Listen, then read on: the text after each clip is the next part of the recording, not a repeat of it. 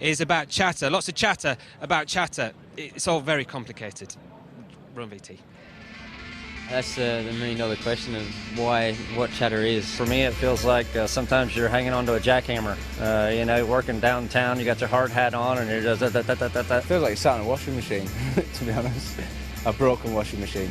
Once it starts, it's basically feels like you're on a square wheel. You know, the bike just is not smooth, and you can't carry your corner speed, and it affects everything. It's normally like the tyre just skips across the surface, and it like grip, slide, grip, slide, grip, slide, but it does it so fast that it basically vibrates your teeth out. The dreaded chatter. Everyone seems to be talking about it at the moment, but nobody seems to be able to fix it. Well, the main reason we hear so much about it lately is the incredible lean angles that they're getting at. We're talking about 55 degrees. Now, when the motorcycle's upright or leant over a bit, the forks and suspension all works perfectly okay. The dampers can all cope with it. But when you get over to that sort of angle, 55 degrees, we're beyond the parameters of the suspension working, so the tyre gets at that angle. Forks won't go up and down, so the tyre just starts to slide across the track and it sets up a vibration.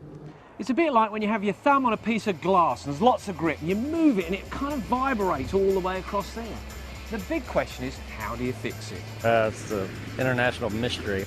You know, there's lots of different levels of it, and it can really cause engineers to pull their hair out trying to fix it. If you do get chatter on corner entry from the rear, as you open the gas, that'll load the rear, the tyre will start to flex and the chatter goes away.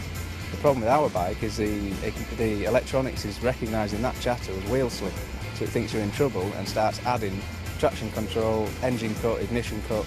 So as you open the throttle, the chatter actually gets worse. And it has to do with everything. I mean, chassis flex, wheelbase, suspension. For instance, we changed the crank. We went to a heavier crank on one bike and we have no chatter. And, you know, it can be solved very simply in some cases, like I've had in the past many years ago, with a different weight wheel or tyre, just to upset the frequency basically, so then they start to work together again. When you get it, you have to try and work it out, and you know, when you don't get it, and sometimes you're a little bit worried because it means you haven't got enough grip, so you're always on the borderline. We've fixed it in the past a couple different ways, but it always seems to be a major pain in the butt. Actually, the real pain is just when you think you've got it sorted, you get to the next track and it's back again. It can be a